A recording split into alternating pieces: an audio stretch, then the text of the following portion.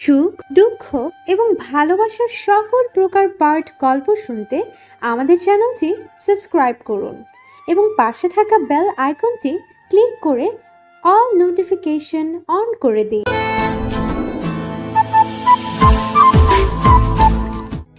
রক্তাক্ত শরীর নিয়ে লাশ দুটোর সামনে বসে আছি।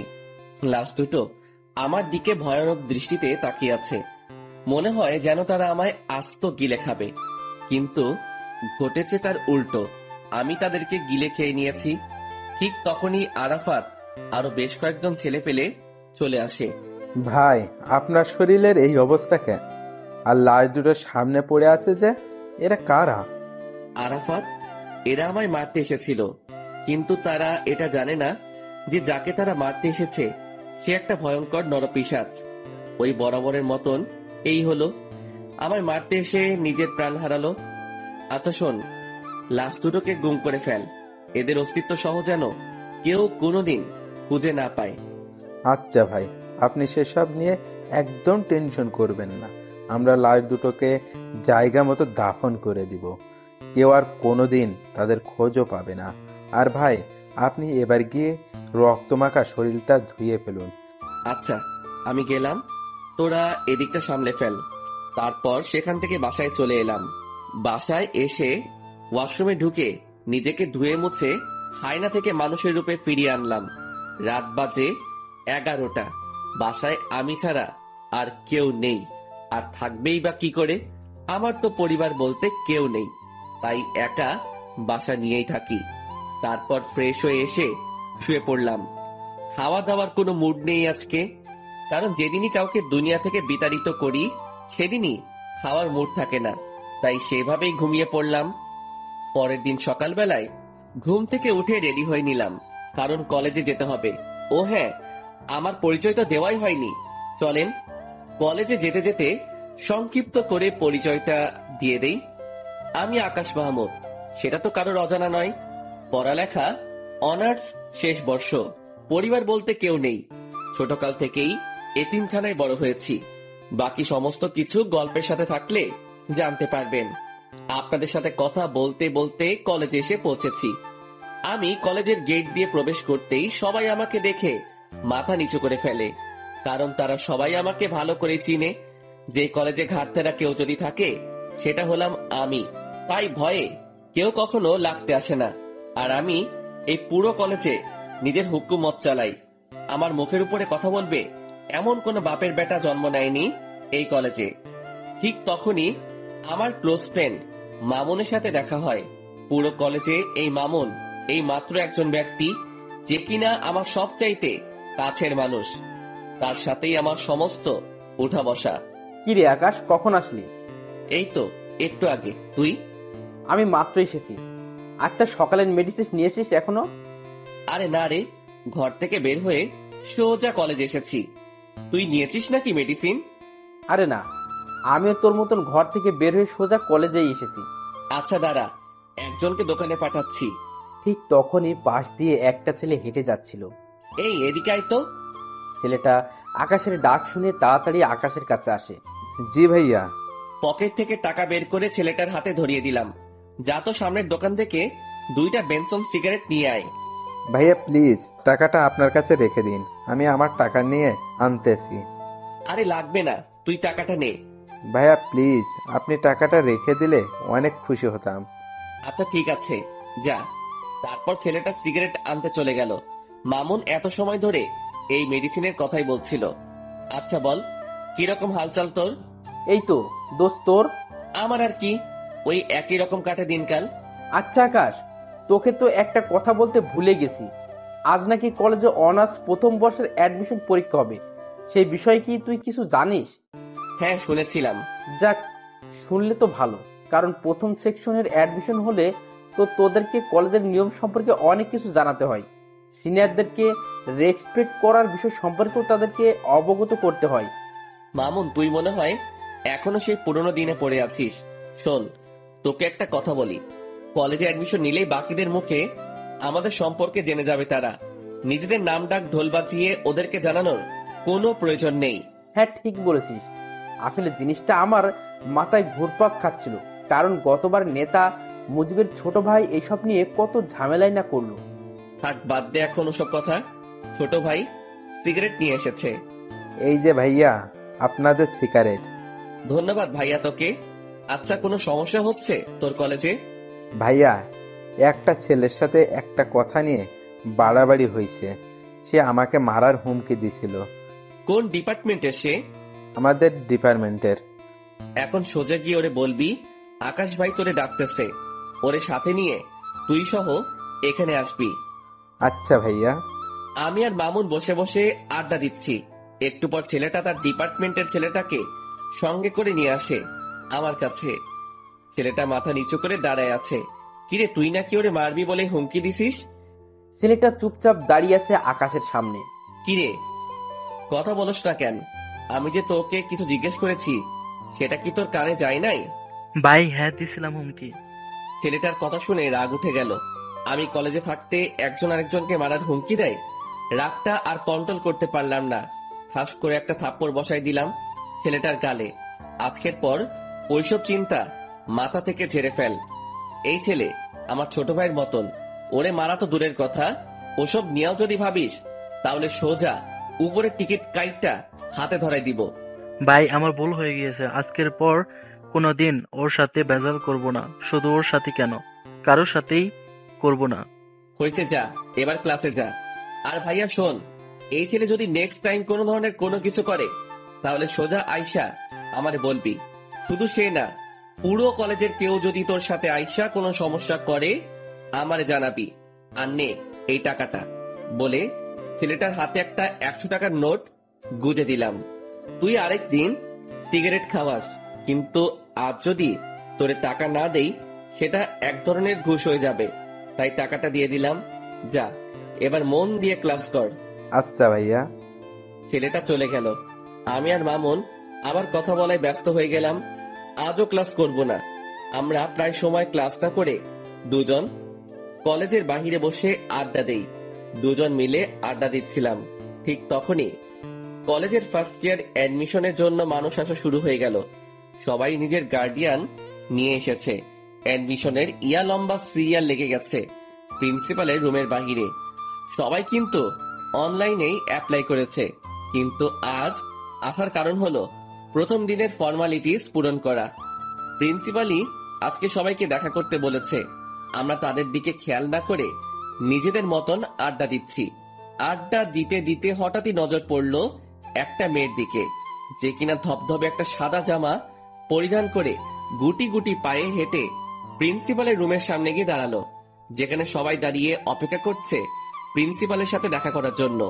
মেয়েটাকে দেখে আমার ধ্যান তার দিকে আটকে গিয়েছে। কিরে, এই মেয়েটাকে তো আগে কখনো কলেজে দেখিনি। নতুন বর্ষে হয়তো অ্যাডমিশন নিতে এসেছে সে, কিন্তু তার গার্ডিয়ান কোথায়? সবাই নিজের গার্ডিয়ান নিয়ে এসেছে, কিন্তু সে একাই কেন এলো? হাজারটা প্রশ্ন ঘুরপাক খাচ্ছে মেয়েটাকে নিয়ে। তখনই মামুন আমায় ধাক্কা দিল হাত দিয়ে। কিরে, কোন দুনিয়ায় হারিয়ে গেলি? দোস্ত, দেখ তো মেয়েটাকে। হ্যাঁ সুন্দর আছে রে মামা। শুধু কি সুন্দর নাকি, আমার কাছে তো হুড়পড়ি লাগছে। এই এই ওয়েট, আকাশ, কিরে মামা, তুই এসব কি বলছিস? তোর মুখে তো আগে কোনদিন কোনো মেয়ের প্রশংসা করতে শুনিনি। কাহিনীটা কিরে? আরে সেসব কিছু না। আর তাছাড়া সুন্দর মানুষ তো সুন্দর বলে প্রশংসা করবে না তো কি করব? মামা, আমায় কাহিনী শেখাতেই শোনা। পানি আমিও গুলে খেতে পারি। দূর বেটা। আচ্ছা ছাড় এখন ওসব কথা। আচ্ছা যা, ছেড়ে দিলাম, কিন্তু একটা কথা না বললেই নয়, যে মেয়েটাকে কিন্তু তোর সাথে হেব্বি মানাবে। সত্যি বলছিস? হ্যাঁ। তাহলে ধরে নে এটাই তোর ভাবি। এই তো মামা, এতদিন পর লাইন এসেছিস। চল তো মেয়েটার কাছে। তারপর মামুনকে নিয়ে মেয়েটার কাছে চলে গেলাম। এই যে তুমি একা কেন? আর তোমার মা বাবা কই? আসলে আমি তো শহরে নতুন উঠেছি কাজিনের বাসায়। আমার মা বাবা তো এখানে থাকে না, তাই একাই এসেছি। আচ্ছা ঠিক আছে। এই মামুন, তুই ওকে সবার আগে স্যারের রুমে ঢোকার ব্যবস্থা কর। মামুন আকাশের কথা মতন সেই মেয়েটাকে সবার আগে স্যারের সাথে দেখা করতে পাঠিয়ে দিল। আর তারা দুজন এই বাহিরে দাঁড়িয়ে আছে। কিন্তু হঠাৎ এই প্রিন্সিপালের রুম থেকে চেঁচামেচির আওয়াজ কানে আসে। আর তার একটু পরে সেই মেয়েটা কান্না করতে করতে বেরিয়ে আসে। আকাশ মেয়েটাকে কান্না করতে দেখে অবাক হয়ে যায় আর বলে, এই মেয়ে, কান্না করছো কেন? আসলে স্যার আমায় ঝাড়ি দিয়ে বের করে দিয়েছে, মা বাবা নিয়ে না আসায়। কি? এই মামুন চল তো। এই মেয়ে, তুমি চলো আমার সাথে। কোনো কথা বলা ছাড়াই মেয়েটার হাত চেপে ধরে তাকে নিয়ে প্রিন্সিপাল স্যারের রুমে ঢুকে পড়লাম।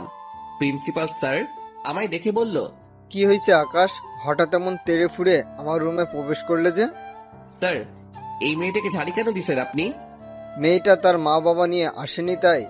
ওর সমস্ত কিছু ওকে করেন, ওর গার্জিয়ান আমি। আকাশ, কি সব বলছো তুমি? কি কথা একবার বললে কানে শুনতে পান না মনে হয়? না কানের পর্দা পরিষ্কার করার ব্যবস্থা করব?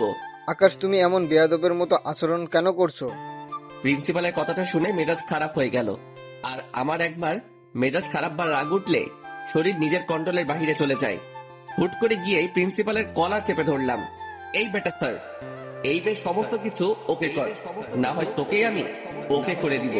মনে রাখবি, এই মেয়ে আমার কিছু লাগে। আকাশের কথা শুনে প্রিন্সিপাল স্যার ঘাবড়ে যান। আর তার থেকে বড় কথা, আকাশের রাগ দেখে মেয়েটা আকাশের হাত ভয়ে পিছন থেকে চেপে ধরে। আচ্ছা আচ্ছা, করছি আমি। প্লিজ তুমি আমার কলারটা ছেড়ে দাও। ঠিক আছে, আজকের মতন বেঁচে গেলি। তবে হ্যাঁ, একটা কথা, মেয়েটার যাতে কোনো রকমের সমস্যা না হয় এই কলেজে, তাহলে কিন্তু বেয়াদবির লিমিট আমি পার করে দিব। না না, মেয়েটার কোনো সমস্যা হবে না কলেজে। মেয়েটাও আকাশকে ছেড়ে দেয়। হ্যাঁ, চললাম আমি। আর এই মেয়ে, তোমার নামটা কি জানো? আমার নাম দিয়া। মাশাআল্লাহ, অনেক সুন্দর নাম। তোমার সমস্ত কিছু স্যার ওকে করে দিবে। তুমি কাজ শেষ করে একটু বাহিরে এসে দেখা করো আমার সাথে। আচ্ছা। আমি আর মামুন বাহিরে চলে আসলাম।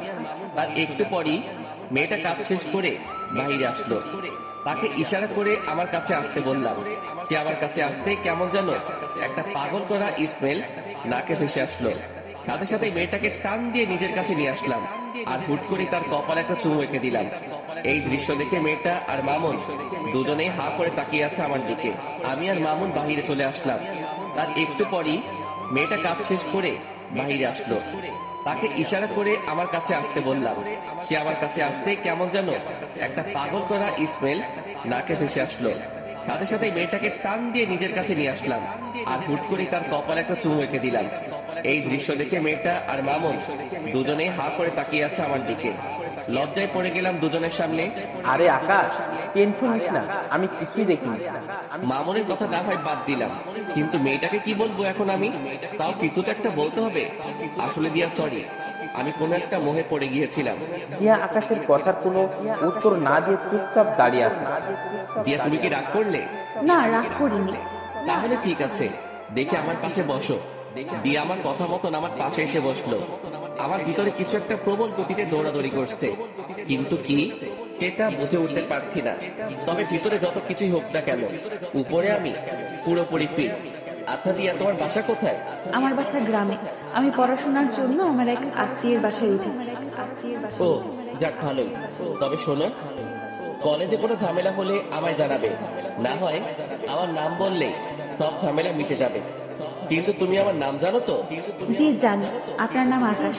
প্রিন্সিপাল স্যার তখন আপনার নাম বলাই জেনেছি। হ্যাঁ, আমার নাম আকাশ। আচ্ছা স্যার, কবে থেকে কলেজে আসতে বলেছে? আগামীকাল থেকে। ঠিক আছে, সময় মতো চলে এসো। আর আমার নাম্বারটা দিচ্ছি, কোনো সময় দরকার হলে তোমায় ফোন করো। আচ্ছা, এবার কি আমি যাব? হ্যাঁ, যাও। মেয়েটা আমার থেকে নাম্বারটা নিয়ে সোজা চলে গেল।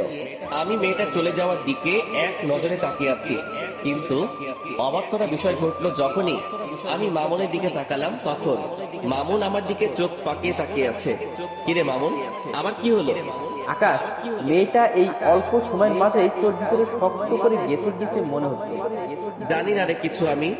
না জানিস বললে তো আর হয় না, কারণ নিজের চোখেই সব দেখলাম।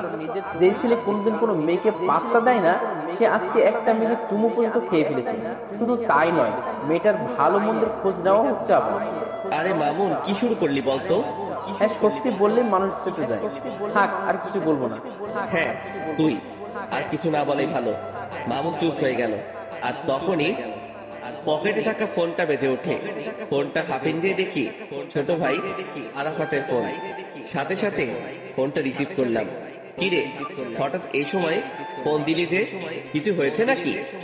না ভাই, তেমন কিছু না, তবে বিশাল একটা জিনিস হাতে লেগেছে। কি? ভাই, যেই ছেলেগুলো আপনাকে মারতে এসেছে তারা মাস্টার নামক একটা গ্যাংয়ের ছেলেপেলে। কিন্তু অবাক করা বিষয় হলো, কেউ তাদেরকে হায়ার করেছে আপনাকে মারার জন্য। আর যে হায়ার করেছে সে একটা মেয়ে। আমি সেই মেয়েটা সম্পর্কে খোঁজ লাগিয়েছি, কিন্তু কোনো খবরেই বের করতে পারিনি। তবু এইটুকু বের করতে পেরেছি, মেয়েটা নাকি অনেক বড় মাফিয়া, যার ধরা ছোঁয়ার কাছে যেতে হলেও নাকি 1000 বছর লেগে যাবে। আরাফাতের মুখে এসব কথা শুনে হতমত খেয়ে গেলাম। হঠাৎ একটা মেয়ে আমায় মারার জন্য উঠে পড়ে কেন লেগেছে? আমি তো কারোর তেমন কোনো ক্ষতি করিনি। আচ্ছা ঠিক আছে, আমি দেখছি সেসব বিষয় নিয়ে। আচ্ছা ভাই। আর ওইদিকে ছেলেপেলের কি খবর? হ্যাঁ ভাই, ভালোই। যাক, ভালো হলেই ভালো। আচ্ছা শোন, এখন ফোনটা রাখলাম, পরে কথা বলবো। নে তোর সাথে আমি। তারপর ফোনটা রেখে দিলাম। ফোন রাখতেই মামুন জিজ্ঞেস করলো, কিরে, কি হয়েছে রে? আরে আরাফাত খবর দিল আমায় যে ছেলেগুলো মারতে এসেছিল তাদেরকে নাকি কে কন্টাক্ট দিয়েছে, আর যে কন্টাক্ট দিয়েছে সে নাকি একটা মেয়ে। কি সাংঘাতিক ব্যাপার বাপরে। আচ্ছা বাদ দে এখন ওসব কথা, চল এখান থেকে যাওয়া যাক। হ্যাঁ চল, আমি বাসায় যাবো। তারপর দুজন সেখান থেকে উঠে গেলাম। দুজনেই দুজনের বাসার জন্য রওনা হয়েছি। দেখতে দেখতে বাসায় পৌঁছে গেলাম। বাসায় এসে কিছু কাপড় চোপড় অপরিষ্কার ছিল, সেসব ধুয়ে মুছে শুকাতে দিলাম। তারপর খেয়ে দিয়ে ঘুমিয়ে পড়লাম। বিকেল বেলায় ঘুম থেকে উঠে কাপড়গুলো এনে লন্ড্রিতে পাঠিয়ে দিলাম। এমন টুকিটাকি কাজ করতে করতে দিনটা কেটে গেল। পরের দিন সকালবেলায় ঘুম থেকে উঠে রেডি হয়ে কলেজের উদ্দেশ্যে রওনা হব। তখনই থানার ওসি ফোন দিল আমায়। আকাশ ভাই, আপনি একটু আসবেন থানায়, আপনি এসে দেখা করুন, আপনার সাথে জরুরি কিছু কথা ছিল। আচ্ছা স্যার, আজকে কলেজ শেষ, তাই আবার বাসায় ঢুকে ব্যাগটা রেখে ঘরটার তালা দিয়ে বের হয়ে গেলাম। তারপর সোজা থানার পথে রওনা হলাম। হঠাৎই মাথায় এলো দিয়া আজ কলেজে আসবে, আর আজকেই তার প্রথম দিন। তাড়াতাড়ি মামুনকে ফোন দিলাম। হ্যাঁ দোস্ত বল। আজ হয়তো কলেজে আসা হবে না, তুই একটু দিয়াকে দেখে শুনে রাখিস, কারণ আজকে তার প্রথম দিন, তার যাতে কোনো ধরনের কোনো সমস্যা না হয়। আচ্ছা তুই সেসব নিয়ে চিন্তা করিস না, আমি কলেজের সামনেই আছি, আমি সবটা দেখছি। মামুনের সাথে কথা বলে আকাশ ফোন রেখে দেয়। আকাশ থানার উদ্দেশ্যে রওনা হয়, আর এদিকে মামুন দিয়ার জন্য অপেক্ষা করছে। দিয়া আসতেই মামুন তাকে কলেজের ভিতর দিয়ে আসে আর সবাইকে কড়াভাবে বলে দেয় যে দিয়াকে যেন কেউ কোনো ধরনের বিরক্ত না করে, কারণ সে আকাশের পরিজা। মামুনের মুখে এমন কথা শুনে সবাই অবাক হয়ে যায়, কারণ তারা কেউ মামুনকে চিনেই না। তখন মামুন আবার বলে, কথাটা একবার বলেছি, এই একবারে যেন সবার কানে ঢোকে, না হয় পরের বার শোনার জন্য কেউ আর সেই অবস্থা থাকবে না।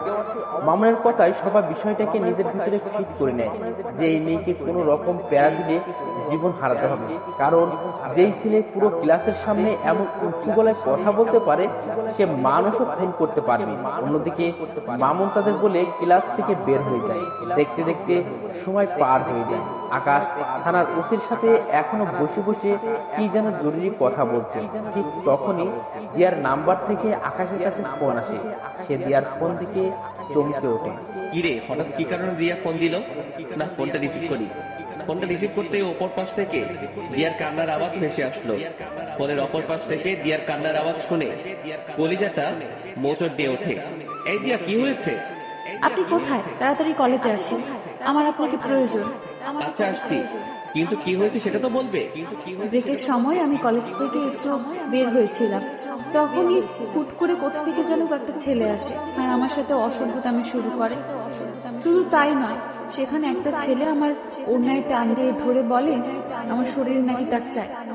দিয়ার মুখে এই সমস্ত কথা শুনে পায়ের রক্ত মাথায় উঠে যায়। সাথে সাথে অতির সামনে থেকে উঠে হাঁটা দিলাম। আকাশ ভাই, কোথায় যাচ্ছেন আপনি? আকাশ ভাই, তার আমার একটা জরুরি কাজ পড়ে গেছে, আমি আপনার সাথে পরে কথা বলবো এই বিষয়ে। সাথে সাথে ওসি স্যারের সেখান থেকে বের হয়ে জলদি কলেজের উদ্দেশ্যে রওনা হলাম। আর যেতে যেতে মামুনকে ফোন দিলাম। হ্যালো মামুন। আরে আকাশ, আমি এখনই তোকে ফোন দিতাম, দিয়াকে নাকি কিছু ছেলে উত্তপ্ত করছে কলেজের বাইরে। তো তুই কোথায় ছিলি? আরে তুই তো জানিসই, এই যে তুই কলেজে না থাকলে আমার ভালো লাগে না। তাই আমি রিয়াকে তার ক্লাসে ঢুকে দিয়ে সবাইকে তার বিষয়ে বলে দিয়েছি। পরে আমি কলেজ থেকে বের হয়ে যাই, আর কলেজ থেকে বের হওয়ার আগে একটা ছোট ভাইকে বলেও দিয়েছে এসেছিলাম, যাতে করে দিয়ার কোনো সমস্যা না হয়। আর সেই আমাকে ফোন দিয়ে সেই সব ছেলের কথা বলবো। আচ্ছা, তুই যেখানে আছিস না কেন তাড়াতাড়ি কলেজে আয়, আমিও আসছি। তারপর ফোনটা রেখে দিয়ে সোজা কলেজে পৌঁছাতে দেখি মামুনও গাড়ি থেকে নামছে মাত্র। তাড়াতাড়ি গাড়ি থেকে নেমে মামুনকে নিয়ে কলেজের ভিতরে চলে গেলাম। ঠিক তখনই মামুনের ঠিক করা সেই ছোট্ট ভাইটা এসে বলল, ভাইয়া, ছেলেগুলো নাকি আপুর সাথে অনেক অসভ্যতম করেছে। তুই চিনিস সেই ছেলেগুলোকে? আসলে ভাইয়া, আমি তখন সেখানে ছিলাম না, তাই তাদেরকে দেখিনি। আচ্ছা, দিয়া কোথায়? ওই যে ভাইয়া, দিয়া আপু প্রিন্সিপালের রুমে বসে কান্না করছে। আমি এবং প্রিন্সিপাল স্যার অনেকবার আপুকে জিজ্ঞাসা করেছি ছেলেগুলোর ব্যাপারে, কিন্তু আপু কোনো কিছু বলছে না, শুধু বসে বসে কান্না করছেন। মাথার রক্ত পুরো টকবক করছে। তাড়াতাড়ি প্রিন্সিপাল স্যারের রুমে চলে গেলাম। সেখানে গিয়ে দেখি দিয়া বসে বসে কান্না করছে। সে আমাকে দেখতে পেয়ে দৌড়ে এসে আমায় জড়িয়ে ধরে ফুপিয়ে কান্না করে দিল। এই দিয়া, প্লিজ শান্ত হও, আমি এসে গেছি। তুমি কি ওই ছেলেগুলোকে চিনো? দিয়া ফুপাতে ফুপাতে আকাশকে বলে, না, আমি চিনি না। আচ্ছা, শুধু এইটুকু বলো যে ছেলেগুলো তোমার সাথে অমনটা করে কোন দিকে গিয়েছে? তারা আমার সাথে অসভ্যতামি করে কলেজের ভেতরেই ঢুকেছে। দিয়ার কথা শুনে বুঝতে বাকি রইল না যে ছেলেগুলো আমার কলেজের এই ছেলে পেলে। দিয়া, তুমি তাদেরকে দেখলে চিনতে পারবে তো? হ্যাঁ। এই মামুন, কলেজের গেটটা আটকে দিয়ে আয়। আর দিয়া, তুমি আমার সাথে চলো। দিয়াকে সাথে নিয়ে প্রতিটা ক্লাসের ছেলে পেলেকে দেখাতে লাগলাম। পুরো কলেজের ক্লাস করা বন্ধ হয়ে গিয়েছে আমার জন্য। দিয়াকে সাথে নিয়ে সমস্ত সেকশন ঘুরতে লাগলাম। ঘুরতে ঘুরতে অনার্স দ্বিতীয় বর্ষের কক্ষে ঢুকতে দিয়া আমাকে আঙ্গুল দিয়ে দেখিয়ে দিল ওই যে ছেলেপেলেগুলো। নিজেকে আর কন্ট্রোল করতে পারলাম না, সাথে সাথে গিয়ে সব কয়টা ছেলেপেলেকে কলার ধরে ক্লাসরুমের বাহিরে নিয়ে আসলাম। মামুন দুইটাকে ধরে নিয়ে এসেছে। আমি নিচ থেকে আসার সময় কাঠের একটা টুকরো নিয়ে উঠেছিলাম হাতে করে, সেটা দিয়ে এলোপাতাড়ি মারতে শুরু করলাম সব কয়টা ছেলেকে। সারা কলেজ পুরো থমকে গিয়েছে আমার মাইক দেখে। মারতে মারতে ছেলেগুলোকে আধমরা করে ফেলেছি। সব কয়টার হাত মুখ ফেটে রক্ত পড়ছে, কিন্তু আমার রাগ যেন কোনোভাবে থামছে না। আমি মেরেই চলেছি ছেলেগুলোকে, আর অন্যদিকে ছেলেগুলো ছাড়ের মতন চেঁচাচ্ছে আর মাপ যাচ্ছে। ভাই, আমাদের ভুল হয়ে গিয়েছিল। তোদের ভুলের গুষ্টি মারি বলে ড্রাম করে এক বাড়ি দিয়ে একটাকে বেহুশ বানিয়ে ফেললাম। আর ঠিক সেই সময় কলেজের স্যাররা এসে পিছন থেকে আমায় ঝাপটে জড়িয়ে ধরলো আর বলতে লাগলো, আকাশ, প্লিজ তুমি ছেড়ে দাও ছেলেগুলোকে। কে শুনে কার কথা? আমার কলিজায় তারা আঘাত করেছে, তাদেরকে তো আজকে আমি ছাড়ছি না। আমার মায়ের রেশ এখনো মিটেনি, কিন্তু স্যাররা আমায় পেঁচিয়ে ধরায় আমি আর মারতে পারছি না। তাই এক ঝাটকা দিয়ে স্যারদের থেকে নিজেকে ছাড়িয়ে নিলাম। তারপর আবার মারতে শুরু করলাম। সবাই আমার রাগ দেখে ভয় কাতর হয়ে আছে। স্যাররাও আমায় আটকাতে না পেরে ভয় আমার থেকে দূরে সরে যায়। আর ঠিক সেই সময় দিয়া এসে সবার সামনে আমাকে জড়িয়ে ধরে, আর আমি সাথে সাথে শান্ত হয়ে যাই। স্যাররা সবাই দিয়ার কাণ্ড দেখে অবাক হয়ে তাকিয়ে আছে দিয়ার দিকে, যে কে এই মেয়ে, যে আকাশকে কিনা আমরা অনেকেই মিলে থামাতে পারলাম না। আর সেখানে এই মেয়েটাকে ধরা মাত্রই সে সমস্ত রাগ মাটিতে ফেলে দিল। কেউ যেন কিছু বুঝে উঠতে পারছে না, সবাই অবাক দৃষ্টিতে দিয়ার দিকে তাকিয়ে আছে। তখনই দিয়া বলে ওঠে, এই আকাশ, আপনি প্লিজ শান্ত হন আর ওদেরকে ছেড়ে দিন, না হয়তো মরে যাবে ওরা। আচ্ছা ঠিক আছে, যাও, ছেড়ে দিলাম। কিন্তু সবাইকে একটা জিনিস জানানোর আছে। সবাইকে আজকে একটা কথা ক্লিয়ারলি বলে দিচ্ছি, আজকের পর যদি দিয়ার দিকে কেউ যদি আঙুল তুলে তাকিয়েছিস, তাহলে তার অবস্থা কিন্তু খুব ভয়াবহ হবে। আর স্যার, আপনারা এই জানোয়ারগুলোকে কি করবেন করেন। আকাশ, দেখো ছেলেগুলো যা করছে অনেক জঘন্য কাজ করেছে, তাই তাদেরকে আমরা কলেজ থেকে বের করে দিব। আর তুমি দয়া করে নিজের রাগকে একটু দমানোর ট্রাই করো। হ্যাঁ মানছি, তোমার অনেক নাম ডাক আছে, আর তুমি কলেজের জন্য অনেক বড় একটা ভূমিকা পালন করো। তুমি না থাকলে হয়তো আমাদের কলেজের দাঙ্গা ফাসাদ সেগুলো লেগেই থাকতো। শুধু তাই নয়, অন্যান্য কলেজের ছেলেপেলেরাও আগে এসে এই কলেজের ছেলেদের সাথে ঝামেলা করতো, কিন্তু তুমি আসার পর তা আর হয় না। তবে একটা জিনিস তোমার মাথায় রাখতে হবে, যে এই কলেজের শিক্ষক যারা আছেন তারা তোমার গুরুজন, তাই সেই বিষয়টা একটু খেয়াল রাখিও। জি স্যার, সেটা খেয়াল রাখবো। তবে একটা জিনিসই আমার মাথায় কাজ করে না, যে এই ছেলেগুলো আমাদের কলেজের ছেলে হয়েও তারা এই কলেজের স্টুডেন্টের সাথে অসভ্যতামো করে। শুধু অসভ্যতা বললে ভুল হবে, তারা নোংরামি করে। কত বড় বুকের পাটা তাদের! আকাশ, এই বাজে আচরণের জন্যই আমরা তাদেরকে বের করে দিব। জি স্যার, ফয়সালা আপনাদের। আর আমি দুঃখিত স্যার, কলেজের পরিবেশটাকে খারাপ করার জন্য। আপনারা প্লিজ আবার ক্লাস নেওয়া শুরু করেন, আর স্টুডেন্ট ভাইরা সবাই যে যার ক্লাসে চলে যান। আমার কথা শুনে সবাই সবার মতন ক্লাসে চলে গেল, কিন্তু দিয়া আমার সাথে দাঁড়িয়ে আছে। এই দিয়া, ক্লাস করবে না তুমি? না, আমি ক্লাস করব না। তো কি করবে? আপনার সাথে থাকবো আর গল্প করব। আচ্ছা ঠিক আছে। তারপর দিয়াকে নিয়ে নিচে চলে গেলাম। নিচে বলতে আমি আর মামুন রোজ যেখানে বসে আড্ডা দেই সেখানে নিয়ে গেলাম দিয়াকে। দিয়া আমার কাঁধে মাথা রেখে চুপচাপ আমার পাশে বসে আছে। আমার ভিতরে কেমন যেন এক ধরনের তুফান বইছে। একটু আগে দিয়ার জন্য ছেলেগুলোকে কি মারটাই না মারলাম, নিজেকে প্রেমিক পুরুষ মনে হচ্ছে। তবে যাই হই হব, আগে মেডিসিন খেয়ে নেই। মামুন, সিগারেট দে তো, থাকলে একটা। এখন সিগারেট খাবি তুই? হ্যাঁ, কোনো সমস্যা? না, এই নে সিগারেট, আর আমি একটু আসছি। মামুন পকেট থেকে সিগারেট বের করে দিয়ে কোথায় জানি গেল, আর আমি সেটা হাতে নিয়ে জ্বালিয়ে টানতে শুরু করলাম। কিন্তু হঠাৎই লক্ষ্য করলাম দিয়া আমার ঘাড়ে নিজের উষ্ণ ঠোঁটের জোড়া দিয়ে স্পর্শ করছে। দিয়ার এমন আচরণ দেখে কাঁপাকাঁপি শুরু হয়ে গেল আমার, কারণ এই জীবনের প্রথম কেউ আমার শরীরে স্পর্শ করেছে। সে এবার আমার কাঁপুনি আরো বাড়িয়ে দিল। সে এবার আমার ঘাড়ে চুমু খাওয়া আরম্ভ করে। দিয়া, কি করছো? আপনার সিগারেটের ধোঁয়ায় আমার অনেক সমস্যা হচ্ছে, তাই সমস্যা দূর করতে আমি ওই কাজ করছি। মানে কি দিয়া? মানে হলো, আপনার ওই সিগারেটের ধোঁয়া আমাকে যন্ত্রণা দিচ্ছে, তাই আমি সেই যন্ত্রণা থেকে মুক্তি পেতে আপনার ঘাড়ে স্পর্শ করছি। এতে করে আপনার শরীরের স্মেলটা নাকে আসছে, আর সিগারেটের ধোঁয়াটা তার মতন হাওয়ায় ভেসে ভেসে চলে যাচ্ছে। দিয়ার কথা শুনে হা হয়ে গেলাম। মেয়েটা সত্যি আসলে আস্ত একটা পাগলি। তাড়াতাড়ি সিগারেটটা হাত থেকে ফেলে দিয়ে দু হাত দিয়ে তাকে জড়িয়ে ধরলাম। সেও আমায় জড়িয়ে ধরেছে নিজের হাত দুটো দিয়ে।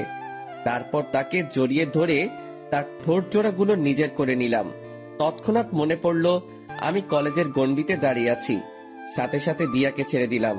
আর ঠিক সেই সময় মামুন আমাদের দিকেই আসে। কিরে, কোথায় গিয়েছিলি? আরে, বাইরে গিয়েছিলাম একটু। আচ্ছা শোন না, নতুন যারা অ্যাডমিশন নিয়েছে সেখান থেকে একটা মেয়েকে আমার বেশ ভালো লেগেছে রে। এই যে দেখ, দূর থেকে মেয়েটার একটা ছবি তুলে এনেছি। কই দেখি, দেখা। মামুন ফোনটা এগিয়ে দিয়ে সেই মেয়েটাকে দেখাচ্ছে। বাহ, মাশাআল্লাহ, সুন্দর তো মেয়েটা। দোস্ত, এখন কি করবো বলতো? কি করবি আর? ভালো লাগলে প্রপোজ করবি। কি বলছিস এসব? তো কি করবি তুই? তোর কি অন্য কোনো প্ল্যান আছে নাকি? আরে না না, দূর। তাহলে যেটা বলেছি সেটাই কর। আর তবে আগে একটু ভালো করে দেখে শুনে নে, পরে গিয়ে প্রপোজ করিস। আর দরকার হয় দিয়া তোকে সাহায্য করবে এই বিষয়ে। আমাকে তো দেখালেন না মেয়েটাকে, তাহলে কিভাবে সাহায্য করব? আচ্ছা নাও, দেখো তুমি। মামুন ফোনটা এগিয়ে দিয়ে মেয়েটার পিকটা দিয়াকে দেখালো। সে মেয়েটাকে দেখে থতমত খেয়ে যায়, আর আকাশ জিনিসটা লক্ষ্য করে। কি হয়েছে দিয়া? না না, কিছু না। তো মুখের বুলি বন্ধ হয়ে গেল কেন? কই মুখের বলি বন্ধ হয়েছে আমার? আমার তো দিব্যি কথা বলছে। আচ্ছা, তাহলে বলো মেয়েটা কেমন দেখতে, আর মামুনের সাথে মানাবে কিনা? মোটামুটি সুন্দরী। আর মামুন ভাইয়ের সাথে মানাবে বলতে রং ঠং দেখে তো মনে হচ্ছে মানাবে, কিন্তু পরে কি হয় কে জানে। পরে কি হবে মানে বুঝলাম না। আরে আমি বলতে চেয়েছি যে মেয়েটার কোনো রিলেশন আছে কিনা সেসব নিয়ে জেনে শুনে এগোতে। ও হ্যাঁ, মামুন তুই সেসব বিষয় জেনে এগোবি। আচ্ছা আচ্ছা, চল এবার উঠা যাক। আর দিয়া, এবার বাসার দিকে যাওয়া দরকার। হ্যাঁ, আমিও চলে যাব। ঠিক আছে, চলো তোমায় গাড়িতে উঠিয়ে দিয়ে আসছি। তারপর দিয়াকে গাড়িতে উঠিয়ে দিয়ে আমি বাসায় চলে আসলাম। মামুনও চলে গেল। আমি গাড়ি থেকে নামতেই দেখি বাসার সামনে কয়েকজন ছেলে পেলে দাঁড়িয়ে আছে। ছেলেগুলোকে দেখে মনের মধ্যে একটা বাড়ি খেলো। কিরে, ছেলেগুলো কারা? না, গিয়ে দেখি। আর একটু সামনে যেতেই দেখতে পেলাম আরাফাত ঘরের দরজায় বসে আছে। সে আমাকে দেখতে পেয়ে উঠে দাঁড়িয়ে গেল। কিরে, হঠাৎ তুই এখানে? আর ছেলে পেলেগুলো কে? ভাই, একটা জিনিস দেখাতে এসেছি আপনাকে। আর ছেলেগুলো আমাদের দলেরই ছেলেপেলে, কিছুদিন আগে আমাদের গ্রুপে জয়েন হয়েছে। ও আচ্ছা, কি দেখাবি দেখি, দেখা। আরাফাত পকেট থেকে ফোন বের করে আকাশের হাতে দিয়ে বলে, ভাই, ছবিটা দেখেন। এই ছবির মেয়েটাই নাকি সেই মাফিয়া মেয়েটা যে আপনাকে মারার জন্য ছেলেগুলোকে সুপারি দিয়েছিল। আরাফাতের হাত থেকে ফোনটা নিয়ে ছবিটার দিকে তাকাতেই বড় সড়ো একটা শক খেলাম। ও আল্লাহ, কি করে সম্ভব এটা? এটা তো সেই মেয়ে যাকে মামুন পছন্দ করে, যার ছবি সে আমাকে আর দিয়াকে দেখিয়েছিল। আরাফাত, তুই কি শিওর এটাই সেই মেয়ে? ভাই, তথ্য তো সেমনটাই পেলাম। কিন্তু আমার কেন জানি মনে হচ্ছে এই মেয়েটা সেই মাফিয়া মেয়েটার না। তবে আমার সন্দেহের তালিকা থেকেও বের করতে পারছি না, কারণ এই মেয়ের পিক মামুন এনে দেখালো, আবার সেই মেয়ের সাথেই মাফিয়া মেয়েটার সংযুক্ত। সবকিছুই কেমন যেন গোলমাল পাকিয়ে যাচ্ছে। আচ্ছা আরাফাত, তুই না বলেছিলি যে সেই মাফিয়া মেয়েটার ধারে কাছে যাওয়াও সম্ভব না, কিন্তু এখন তোরা এত সহজে এই মেয়েটার পিক পেলি কোথায়? হ্যাঁ, আমি বলেছিলাম, কিন্তু ভাই, খবরই তো এই মেয়ের পিকে দিল। ভালো করে দেখ কোনো ভুল মেয়ের পিক দিয়েছে কিনা। ভাই, সেটা কি করে সম্ভব যে আমাদের জন্য সব সময় কাজ করে, যে আমাদেরকে সব সময় সমস্ত রকমের তথ্য দেয়, সেই মানুষটা আশা করি আমাদেরকে ভুল ইনফরমেশন দিবে না। তাও ঠিক বলেছিস। আচ্ছা ঠিক আছে, মেয়েটার বিষয়টা আমি দেখছি, কারণ মেয়েটা আমার চোখের সামনেই চলাচল করে বা করতে হবে। ওকে ভাই। আরাফাতরা চলে গেল, কিন্তু আমার ভিতরে এখনো সেই জিনিসটা ঘুরপাক খাচ্ছে যে আরাফাত যার ছবি দেখালো সেই মেয়েটাই কি সেই মাফিয়া? না, এর উত্তর আমার জানা নেই।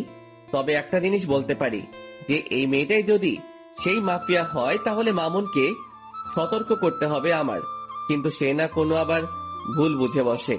দূর, কিছুই যেন ভাবতে পারছি না। আর যা হবে পরে দেখা যাবে। আগে নিজের মাথা ঠান্ডা করি, তারপর বাসায় ঢুকে বিছানায় গা এলিয়ে দিলাম। সাথে সাথে ঘুম চলে আসে। গোসল, খাওয়া দাওয়া সমস্ত কিছুই রসাতলে গিয়েছে। এক ঘুমে বিকাল হয়ে গেল। ঘুম থেকে উঠে ফ্রেশ হয়ে নিলাম, তারপর গায়ে শার্ট লাগিয়ে বাসা থেকে বের হয়ে গেলাম। আর বের হওয়ার সময় মামুনকে ফোন দিয়ে পার্কে আসতে বললাম।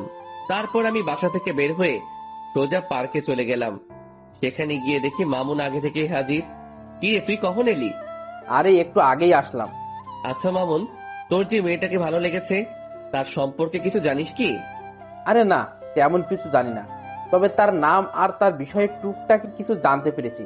মেয়েটার নাম হলো ফাহা, আর সে নাকি অনেক চুপচাপ স্বভাবের একটা মানুষ। কোনো ছেলের সাথে নাকি সে মিশে না।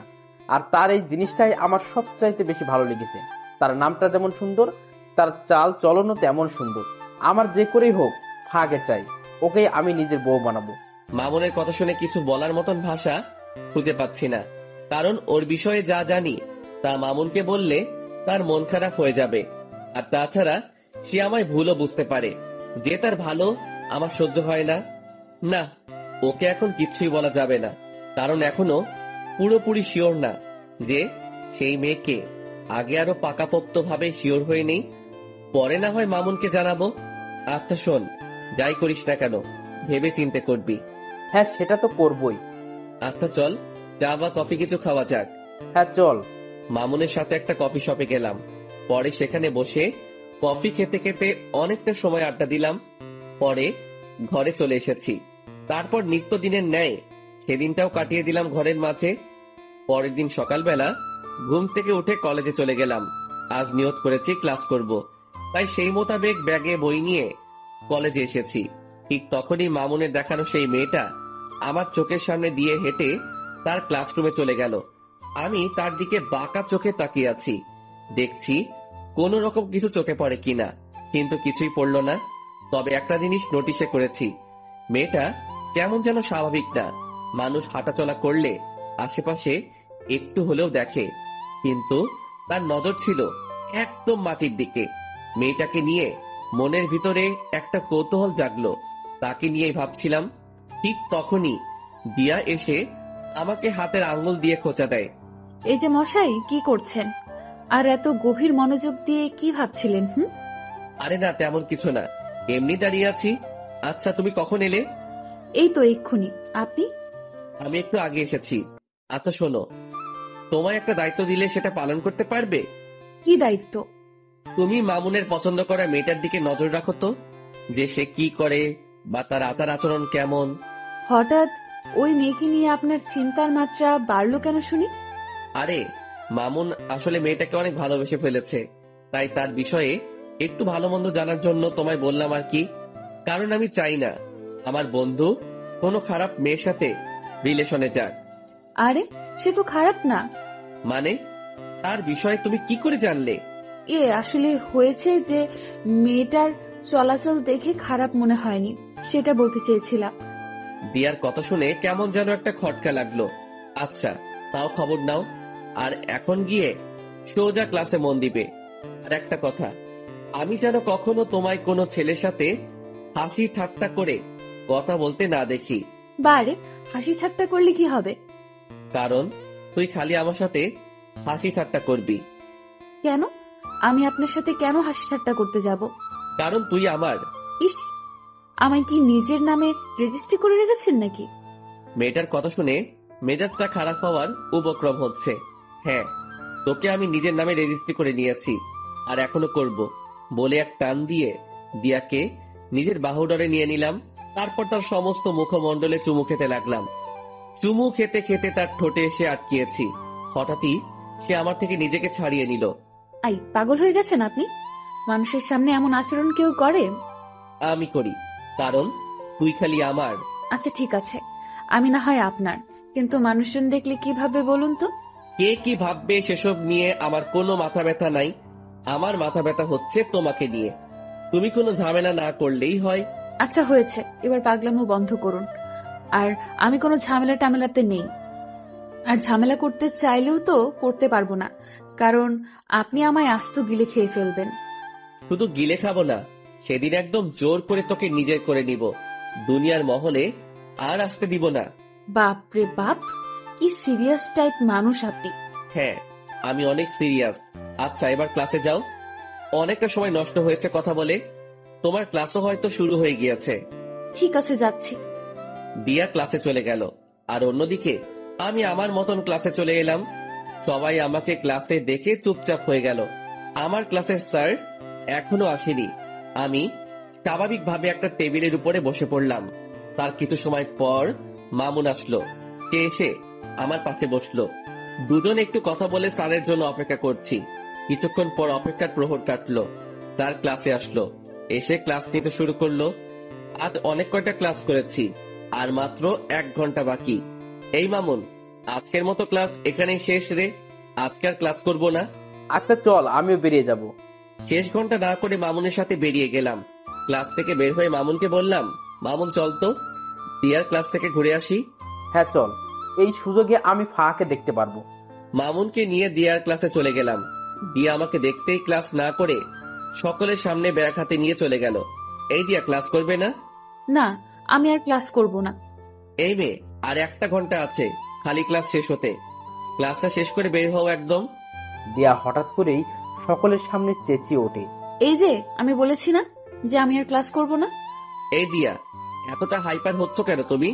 কারণ আমার এখন আর ক্লাস করতে ইচ্ছে করছে না, কিন্তু আপনি আমাকে ক্লাস করতে জোর করছেন, তাই হাইপার হয়েছি। তো কি করবে এখন? কি করব আর, আপনার সাথে বসে বসে ভালো কিছু মুহূর্ত কাটাবো।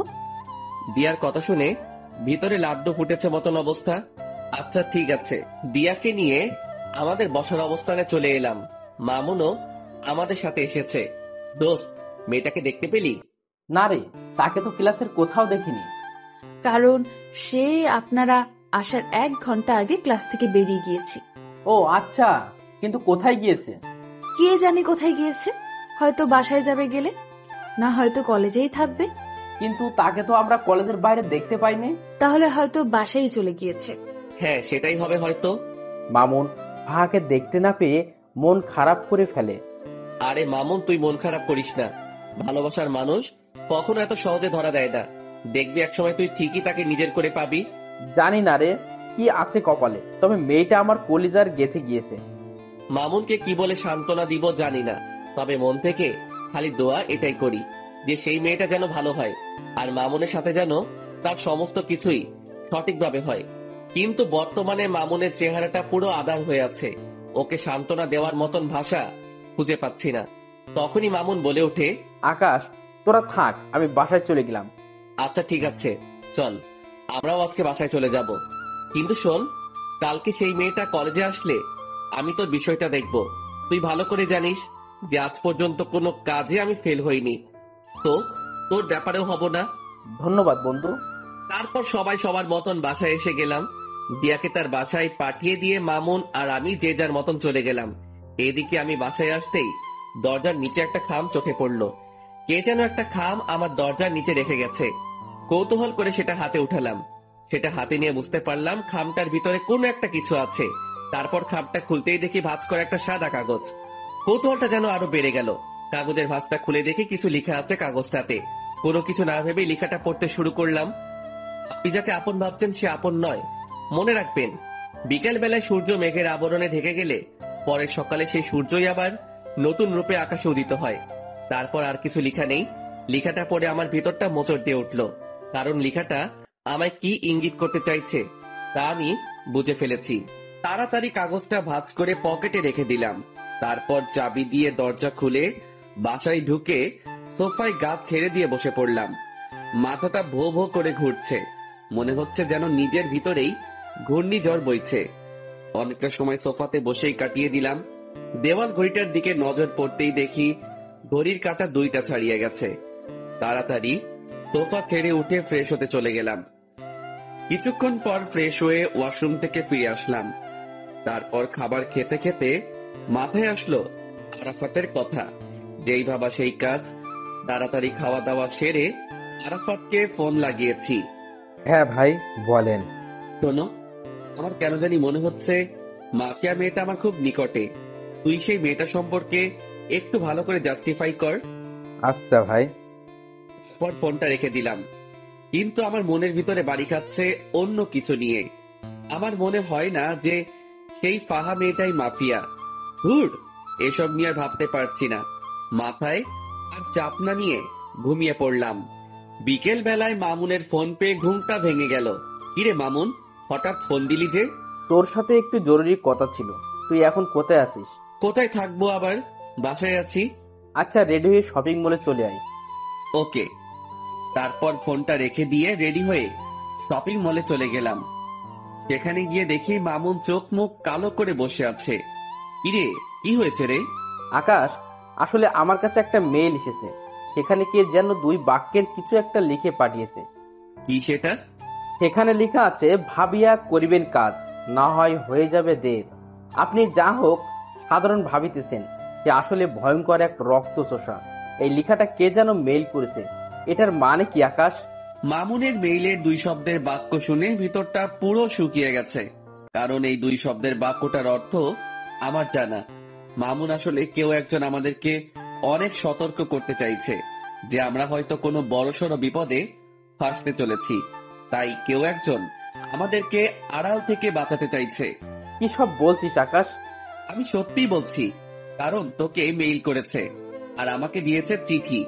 এই সমস্ত কিছুর পিছনে একজন আছে, সে হচ্ছে মাফিয়া মেয়েটা।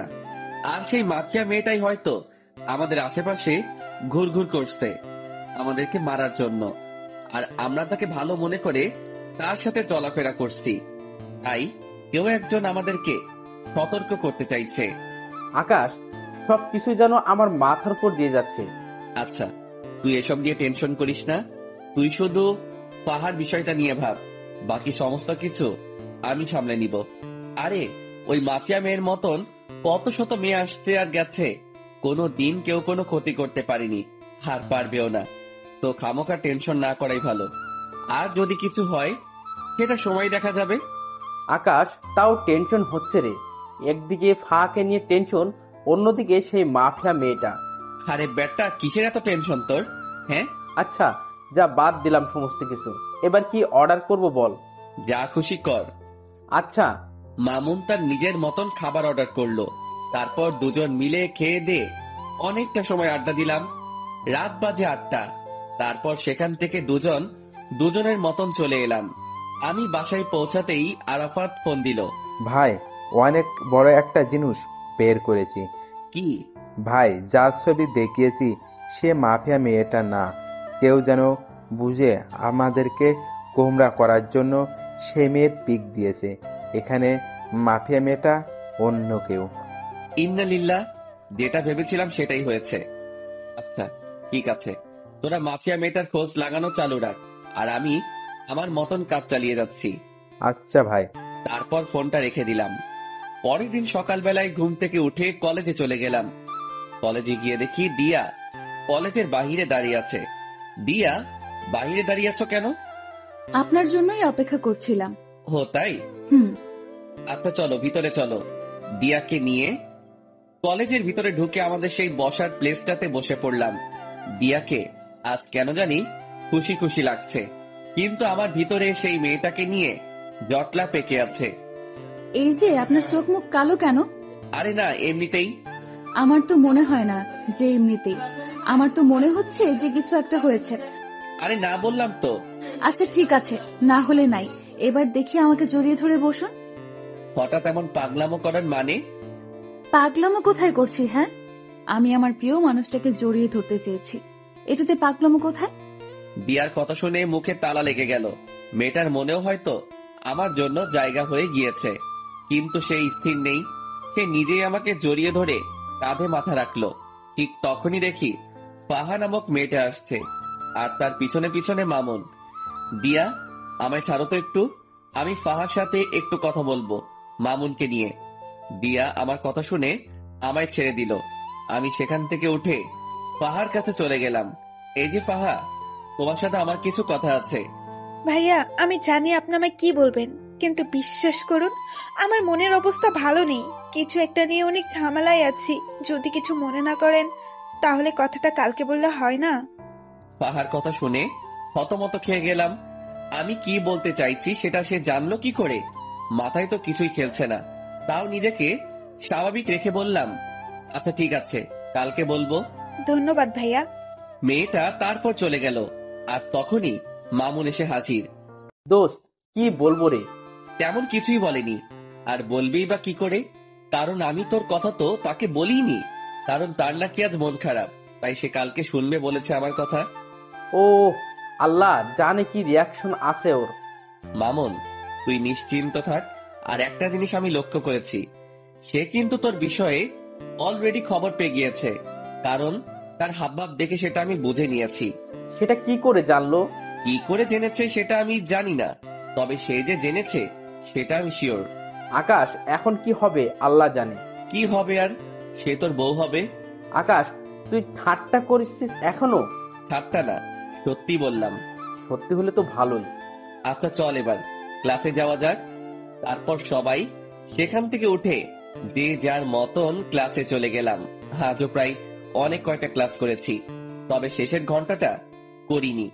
শেষের ঘন্টা না করে আমি আর মামুন কলেজের বাহিরে একটা খালি জায়গা আছে, সেখানে দাঁড়িয়ে দাঁড়িয়ে সিগারেট খাচ্ছি। হঠাৎই দেখি সেদিন কলেজের যে ছেলেগুলোকে আমি মেরেছিলাম দেওয়ার জন্য, সেই ছেলেগুলো আরো সাথে অনেক ছেলে পেলে মিলে আমার দিকেই এগিয়ে আসছে। সবার হাতেই লাঠি ছোটা। ছেলেগুলোকে দেখে আমি মামুনকে বললাম, মামুন তাড়াতাড়ি জায়গা ত্যাগ কর এখান থেকে। কিন্তু কেন? কারণ এখানে একটা বড় সড় ঝামেলা হবে। তুই তাড়াতাড়ি জায়গা ত্যাগ কর, আমি এদিকটা দেখছি। না, আমি তোরে ছেড়ে কোথাও যাচ্ছি না, যা হবে দেখা যাবে। তুই আসলে একটা ঘাওড়া মামুন। হ্যাঁ, যা বলার বলতে পারিস। আমি মামুনকে আর কিছু না বলে তাড়াতাড়ি আরাফাতকে মেসেজ করে বলে দিলাম। অন্যদিকে ছেলেপেলে গুলো আস্তে আস্তে আমার কাছে চলে আসলো। তারা এসেই আমার আর মামুনের উপরে প্রহার করতে শুরু করে। অনেক কয়জন ছেলে পেলে তাদের, আর এদিকে আমি আর মাত্র মামুন। কিন্তু আমরাও কম না, আমরাও প্রতিহাত করতে শুরু করলাম। ঠিক সেই সময় হঠাৎ করেই ফায়ারিং এর আওয়াজ কানে আসলো। সাথে সাথে সবাই স্টপ হয়ে গেলাম। চোখ পাকিয়ে চারপাশটা দেখতে লাগলাম। চোখের সামনে কিছুই দেখতে পেলাম না, কিন্তু যেই না পিছনে ফিরেছি তখনই দেখি প্রায় শতাধিক ছেলেপেলে আমার পিছনে দাঁড়িয়ে আছে। সবার হাতে ভয়ঙ্কর ভয়ঙ্কর অস্ত্র। আমি তাদেরকে দেখে হতমত খেয়ে গেলাম, কারণ এত ছেলেপেলে তো আমার না, আর আমার হলেও আরাফাতকে তো দেখতে পাচ্ছি না। ঠিক সেই সময় তাদের ভিতর থেকে দিয়া আর ফাহা নামক মেয়েটা সামনে বেরিয়ে আসে। এই দৃশ্য দেখে পায়ের নিচ থেকে যেন মাটি সরে গিয়েছে আমার। কে এই দিয়া আর ফাহা? হয়ে সেই জায়গাটাতেই দাঁড়িয়ে আছি। অন্যদিকে দিয়া হাতে হকি স্টিক নিয়ে আমার দিকে এগিয়ে আসছে। দিয়ার কর্মকাণ্ড দেখে ভিতরটা যেন মরুভূমির মতন শুকিয়ে গেছে। দিয়া আকাশের দিকে এগিয়ে যাচ্ছে হাতে হকি স্টিক নিয়ে। দিয়ার কাণ্ড দেখে আকাশের 12টা অলরেডি বেজে গিয়েছে, কিন্তু তবুও সে নিজেকে স্ট্রং রাখার ট্রাই করেছে। দিয়া হকি স্টিক হাতে নিয়ে আকাশের শরীরে দ্রাম করে এক বাড়ি বসিয়ে দেয়, আর আকাশ সাথে সাথে চোখ অফ করে ফেলে। কিন্তু দিয়া বাড়িটা আকাশকে না মেরে মাটিতে মারে। আকাশ চোখ খুলতেই দেখে সে ঠিকঠাক ভাবে দাঁড়িয়ে আছে, আর দিয়া তার সামনে দাঁড়িয়ে মিটমিট করে হাসছে। কিরে পাগল, ভয় পেয়েছো বুঝি? আকাশের মুখ দিয়ে কোনো কথাই বের হচ্ছে না। সে রোবটের মতন দাঁড়িয়ে আছে। আই পাগল, ভয় পাওয়ার কিছুই নেই। আমি তোমায় মারবো না, আমি মারবো তাদেরকে যারা তোমায় মারতে এসেছে। তারপর দিয়া সেই লাঠিটা নিয়ে সেই ছেলেগুলোকে উড়োধুরো মারতে শুরু করে। ছেলেপিলেগুলোকে দিয়ার এত বিশাল দলবল দেখে প্রতিঘাত করার মতন দুঃসাহসও করতে পারছে না। দিয়া সব কয়টা ছেলেকে মারতে মারতে তাদের অবস্থা 12টা বাজিয়ে দেয়। সব কয়টা ছেলে রক্তাক্ত অবস্থায় মাটিতে পড়ে আছে। দিয়া আজ যেন কোনো হিংস্র পশুর রূপ নিয়েছে। আর অন্যদিকে সবাই দিয়ার দিকে চোখ বড় বড় করে তাকিয়ে আছে। বিশেষ করে আকাশ, যে কিনা আগের দিয়ার সাথে এখনের দিয়াকে কোনোভাবেই মিলাতে পারছে না। সে শান্তশিষ্ট একটা মেয়ে হিসেবে দিয়াকে চিনত, আর সেই দিয়াই কিনা ভয়ঙ্কর রূপ নিয়ে সামনে চলে এলো। দিয়ার এমন রূপ দেখে তার মনের ভিতর খালি একটা জিনিস এই বাড়ি খাচ্ছে, যে এই দিয়া কে। আর ঠিক সেই সময় এই দিয়া ছেলেগুলোকে মেরে রক্তাক্ত অবস্থায় সে আকাশের সামনে দাঁড়ায়। অপরদিকে ঠিক একই সময়ে আকাশের ছেলেপিলে চলে আসে। তারপর ছেলেপিলেকে দেখে আকাশের বুকে একটু সাহস আসে, যদিও সে একা লড়াই করতে ভয় পায় না। কিন্তু এখানে তো লড়াই না, সে কারোর ভয়ঙ্কর রূপ দেখেছে। আকাশের নীরবতা দেখে দিয়া বলে ওঠে, কি হলো, এতটা ঘাবড়ে আছো কেন? দিয়া, কে তুমি? জানতে চাও কে আমি? হ্যাঁ। আমি সেই মাফিয়া যে কিনা তোমায় মারার জন্য লোক পাঠিয়েছিলাম। দিয়ার মুখে এমন কথা শুনে আকাশ থতমত খেয়ে যায়, আর অন্যদিকে আকাশের ছেলেপিলেরাও ক্ষিপ্ত হয়ে যায় দিয়ার উপরে। দিয়ার মুখে এসব কথা শুনে আরাফাত বলে ওঠে, ভাই, এদের সব কয়টা কাজ এখানেই মেরে দাফন করে দিব। আই ছেলে, এই ভুল ধারণা করতে যাস না। আমায় মারতে এসে উল্টো তোরাই মারা পড়বি। দিয়া, তাহলে আমার সাথে এভাবে ছলনা করার মানে কি? যদি আমাকে মারারই হতো তাহলে এভাবে ছলনা না করে আমায় মেরে ফেললেই পারতে। আই ছেলে, একদম চুপ। তোর ওই মুখে যেন আর একটা বাজে কথাও না শুনি। আর আমি এখন কি বলি সেটা মন দিয়ে শোন। হ্যাঁ, আমি তোকে মারতে চেয়েছিলাম, কারণ আন্ডারওয়ার্ল্ডের মাফিয়ার সাথে নাকি তুই বাড়াবাড়ি করেছিস। আর তাছাড়া দেশের অনেক কজন নেতাও নাকি তোর জন্য কিছু করতে পারে না, তাই তারা সবাই মিলে প্ল্যান করে তোকে মেরে ফেলার। তাই আমাকে পাঠিয়েছে তোকে মারার জন্য। কিন্তু আমি জানি যে তোর অনেক ক্ষমতা আছে। তুইও চাইলে আমার সাথে বরাবরের মতন টক্কর দিতে পারিস, বা আমায় মেরেও ফেলতে পারিস ব্যতিক্রম হলে। কিন্তু আমি এমন কোনো ঝামেলাই চাই না, কারণ আমি যেদিন প্রথম কলেজে আসি সেদিন তুই আমার চোখের পানি মুছে দিয়ে আমার কপালে চুমু খেয়েছিস। আমি যেদিন এই কলেজে আসি সেদিন তুই আমার জন্য স্যারের সাথে লড়াই করেছিস। শুধু তাই নয়, তুই আমার জন্য আরো অনেক কিছুই করেছিস। তোর জন্য সেদিন আমি ন্যায় বিচার পেয়েছি। তুই আমার জন্য সেই ছেলেগুলোকে মেরেছিস। তো আমি মানুষটা তোর সাথে বেইমানি করি কি করে? তবে হ্যাঁ, আমি তো বললাম যে তোকে আমি মারতে চেয়েছি, কিন্তু সেটা তোকে না জেনে শুনে। কিন্তু আমি যখন জানতে পেরেছি যে আমার জন্য যে দুনিয়ার সমস্ত প্রকার সমস্যার মুখোমুখি হতে পারে আমি তাকে মারতে চলেছি, সেদিন আমি এই সমস্ত কিছু বাতিল করে দিই। কারণ তুই মানুষটাকে মারা আমার পক্ষে সম্ভব না, কারণ এমন একটা মানুষকে আমি কখনোই মারতে পারবো না। আর মারতে পারবো কি করে? আমিও তো তোকে ভালোবেসে ফেলেছি, আর ভালোবাসার মানুষকে কি কেউ মারে নাকি? দিয়ার কথা শুনে 1000 ভোল্টের একটা শক খেলাম। দিয়ার কথাগুলো শুনে যেন আমার সমস্ত শরীর পাথরের রূপ ধারণ করে নিয়েছে। এত বড় ঝাটকা আমি এই জীবনে প্রথম খেলাম। কি হলো, কথা বলছো না যে? দিয়া, তুমি কি সত্যি বলছো এসব? হ্যাঁ বাবা, আমি সত্যিই বলছি। আমি আমার কলিজার গায়ে কোনো দিনও হাত দিব না। দিয়ার কথা শুনে নিজেকে আর স্থির রাখতে পারলাম না। সাথে সাথে এক টান দিয়ে দিয়াকে নিজের বুকে নিয়ে নিলাম। শক্ত করে জড়িয়ে ধরে রেখেছি দিয়াকে। দিয়াও আমার বুকে মাথা রেখে চুপটি করে পড়ে আছে বুকের মাঝে, আর অপরদিকে আমার চোখ জোড়া দিয়ে টুকটুক করে পানি পড়ছে। দিয়া আমার চোখ থেকে অশ্রু পড়তে দেখে বলে, আই আকাশ, প্লিজ কান্না করিও না। তুমি কান্না করলে আমার ভালো লাগবে বলো?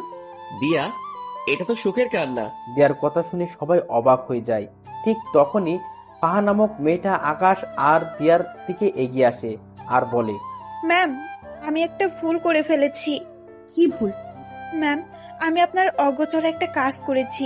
যেটা হলো, আমি যখন জানতে পারি আপনি যাকে মারতে এসেছেন সে এই লক্ষ্মী ভাইয়াটা, তখন আমি ওনাকে সতর্ক করার জন্য ওনার বাসায় কয়েকটা চিঠি দেই, যাতে করে তিনি সতর্ক হয়ে যায় আর আপনার হাত থেকে বেঁচে যায়। কিন্তু আমি জানতাম না যে আপনি ওনাকে ভালোবাসেন আর মারার প্ল্যান বাতিল করেছেন। কি, তুই আমার লোক হয়ে ওর পক্ষ নিয়েছিস এতদিন? ম্যাম সরি, আসলে বিশ্বাস করুন ভাইয়াটা মানুষের ভালো করতে গিয়ে বড় বড় নেতাদের কাছে খারাপ হয়েছে। শুধু তাই নয়, ওনার জন্য এই কলেজে কোনো নারী ঘটিত সমস্যা হয় না। আমি যখন ওনার এইসব কর্মকাণ্ড সম্পর্কে জেনেছি বা দেখেছি, তখন তিনাকে আর সাপোর্ট না করে পারলাম না। ফাহা, তুই আমার সাথে বেইমানি করার ফলস্বরূপ মৃত্যু ডিজার্ভ করিস, কিন্তু এই জন্য তোকে মারলাম না বা বেঁচে গেলি। যে তুই যাই করিস না কেন, সবটাই আমার প্রিয় মানুষের জন্য করেছিস। ম্যাম প্লিজ, আপনি আমার উপরে রাগ করে থাকবেন না। না, তোর উপরে আমার কোনো রাগ নেই, কিন্তু একটা অর্ডার পালন করতে হবে আমার। কি সেটা ম্যাম? আমার কলিজার একজন বন্ধু আছে যার নাম মামুন। ওই যে ভাইটা দাঁড়িয়ে আছে, উনি তোকে ভালোবাসে। ম্যাম সেটা আমি আগেই জেনেছি। তাহলে আর দেরি কিসের? যা গিয়ে সবকিছু ঠিকঠাক করে নে। দিয়ার কথা শুনে ফাহা লজ্জায় লাল হয়ে আছে। এই যে লজ্জা পাওয়ার কিছুই নেই, যা বলেছি গিয়ে সেটা কর। আর আপনারা সবাই যে যার মতন চলে যান। যাদেরকে মেরেছি তারা এইভাবে পচে মরুক। আকাশ, তুমিও তোমার ছেলে পেলেকে চলে যেতে বলো। আচ্ছা, এই আরাফাত, তোরা সবাই চলে যা, তোদের সাথে আমার পরে কথা হবে। আচ্ছা ভাই। তারপর সবাই সবার মতন চলে যায়। আকাশের ছেলেপেলেরাও চলে যায়, আর অন্যদিকে দিয়ার কথা মতন তার লোকেরাও চলে যায়। আর এদিকে আকাশ দিয়াকে নিয়ে কলেজের ভিতরে প্রবেশ করে। তারপর তাদের বসার স্থানে গিয়ে দুজন মিলে বসে বসে গল্প করতে শুরু করে। এই যে আকাশ সাহেব, আমি না সরি, আপনাকে আমার সমস্ত সত্যি আগেই বলা উচিত ছিল। দিয়ার কথা শুনে আবারও হতমত খেয়ে গেলাম, কারণ মেয়েটা মিনিটে মিনিটে তার রূপ পরিবর্তন করছে। এই দিয়া, তুমি না একটু আগে আমায় তুই আর তুমি বলে ডাকছিলে, কিন্তু হঠাৎ করে আপনিতে চলে আসলে কেন? আরে বলেছি না যে আমি আপনার আগে সেই দিয়া হয়ে যাব, তাই আপনি করে বলছি। এই পাগলি মেয়ে, তার একদম কোনো দরকার নেই। হ্যাঁ, তুমি আগের মতন হয়ে যাও, কিন্তু তুমি বলেই ডাকো, কারণ তোমার মুখে আপনি থেকে তুমি শুনতেই বেশি ভালো লাগে। তাই বুঝি? তাই। আচ্ছা দিয়া, তোমায় একটা কথা বলি। হ্যাঁ বলো। তুমি যে আমায় মারতে এসে মারলে না, এতে কি তোমার ক্ষতি করবে না ওরা, যারা তোমায় আমাকে মারার জন্য ঠিক করেছে?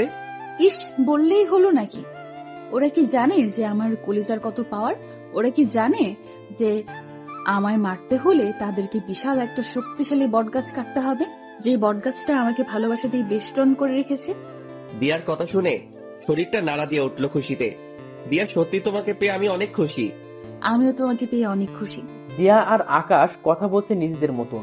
ঠিক সেই সময় মামুন আর ফাহা মিটমিট করে হাসতে হাসতে তাদের দিকে এগিয়ে আসে। কি রে বেটা মামুন, ফাহাকে পেয়ে আজ অনেক খুশি মনে হচ্ছে? হ্যাঁ রে দোস্ত, আজকে আমি অনেক খুশি। যাক, তোর খুশিতেই আমরা খুশি। আচ্ছা আয়, সবাই মিলে একসাথে বসে আড্ডা দেই। তারপর সবাই মিলে আড্ডা দিতে থাকে। এই আড্ডার মাঝেই কেটে গেল একটা বছর। আজ আকাশ আর মামুনের গ্রাজুয়েশন কমপ্লিট হয়েছে। দিয়া আর ফাহা খুশিতে আত্মহারা যে তাদের প্রিয় মানুষগুলো গ্রাজুয়েশন কমপ্লিট করছে। ঠিক সেই জায়গাটাতেই বসেই আর সবাই মিলে আড্ডা দিচ্ছে। এই বসাতেই আকাশ আর মামুন তাদের প্রিয় মানুষকে বিয়ে করে নেওয়ার প্ল্যান সাজিয়ে ফেলে। আগামী সপ্তাহে তাদের বিয়ে। দুই বন্ধুই একই দিনে বিয়ে করবে। দেখতে দেখতে বিয়ের দিন চলে আসে। দিয়ার পরিবার থেকে তার মা আসে, যিনি কিনা দিয়ার পরিবার, তার পরিবার আর কেউ নেই। অপরদিকে ফাহার পরিবার থেকে তার মা আর মামা আসে বিয়েতে। তার পরিবারও অনেক ছোট। মামার বিয়ে হয়ে গেছে, তিনি বউ নিয়ে আলাদা থাকেন, আর ফাহার আম্মু একাই থাকেন। আগে ফাহাও একসাথে থাকতো, কিন্তু তাদের পরিবারের অবস্থা খারাপ হওয়ায় ফাহা দিয়ার সাথে যোগ দেয়, আর দিয়াও পরিবারের চালাতে এই পন্থা অবলম্বন করে। দেখতে দেখতে দুই বন্ধুর বিয়ে হয়ে যায়। এদিকে বিয়ের সমস্ত কাজ সম্পূর্ণ হওয়ার পর আকাশ বাসর ঘরের সামনে দাঁড়িয়ে আছে। তারপর দরজা খুলে ভিতরে ঢুকে সে ভিতরে ঢুকে দেখতে পায় সারা বাড়ি অন্ধকার। সে দিয়াকে ডাক দেয়, কিন্তু দিয়া কোনো সারা শব্দ করে না। দিয়ার সারা শব্দ না পেয়ে হাতিয়ে সামনের দিকে এগিয়ে যায়, আর ঠিক তখনই কেউ একজন চাকু নিয়ে আকাশের পেটে ঢুকিয়ে দেয়। আকাশ সাথে সাথে চেঁচিয়ে ওঠে, আর সাথে সাথেই রুমের বাতি জ্বলে ওঠে। Happy birthday to you my dear কলিজা। অবাক হয়ে গেলাম রুমের অবস্থা দেখে, কারণ রুমটা পরিপূর্ণভাবে সাজানো, আর সামনে দিয়া, ফাহা, মামুন সবাই কেক নিয়ে দাঁড়িয়ে আছে। এই পাগল, ভয় পেয়েছো বুঝি? আমার পেটে কে যেন ছুরি ঢুকিয়ে দিয়েছে। আরে পাগল, ওটা খেলনা ছুরি ছিল। কি? হ্যাঁ বলে দিয়া, আর বাকি সবাই হেসে দেয়। দিয়া, তুমি আমার বার্থডে সম্পর্কে জানো কি করে? ও মা, এটা কি কথা? যাকে ভালোবাসি তার জন্মদিন সম্পর্কে জানবো না, এটা কি করে হয়? দিয়ার কথা শুনে খুশিতে আত্মহারা হয়ে গেলাম। এতটাই আত্মহারা হয়েছি যে দিয়াকে সবার সামনে জড়িয়ে ধরে কিস করে শুরু করলাম। আর তখনই মামুন বলে ওঠে, ভাই তুই থাম, আগে আমরা বের হয়ে যাই, কারণ আমাদেরও তো আজকে বাসর ঘর। পরে তুই যা করার করিস। যা ভাগ ফাহাকে নিয়ে। মামুন আর ফাহা তাড়াতাড়ি রুম থেকে বের হয়ে চলে যায়, আর আমি দিয়াকে আদর করতে শুরু করি। দিয়া আমার স্পর্শে কেঁপে কেঁপে উঠছে। শুধু তাই নয়, আমার পাঞ্জাবি খামতে ধরে রেখেছে সে। কিন্তু আমি দিয়াকে আদর করা বাদ দিয়ে কোলে উঠিয়ে নিলাম। তারপর তাকে নিয়ে গিয়ে বিছানায় শুইয়ে দিলাম। দিয়া তো লজ্জায় শেষ। সে ভালো করে বুঝতে পেরেছে যে এখন কি ঘটবে তার সাথে, তাই সে লজ্জায় মুখ বালিশে লুকিয়ে রেখেছে। কিন্তু আমার রোমান্টিক পাঠকগুলোর লজ্জা শরম নাই দেখে এখনো হ্যাঁ করে তাকিয়ে আছে সমস্ত কিছু দেখার জন্য। ভাই, এরপর আর কিছুই বলা যাবে না। ভাগেন সবাই। বউ আমার, ইতিহাসও আমি রচনা করব, কিন্তু মাঝে আপনারা এভাবে বাধা দিলে তো ইতিহাস রচনা করতে সমস্যা হবে। তাই বলি কি, এবার সবাই উল্টো রাস্তা ধরে কেটে পড়ুন।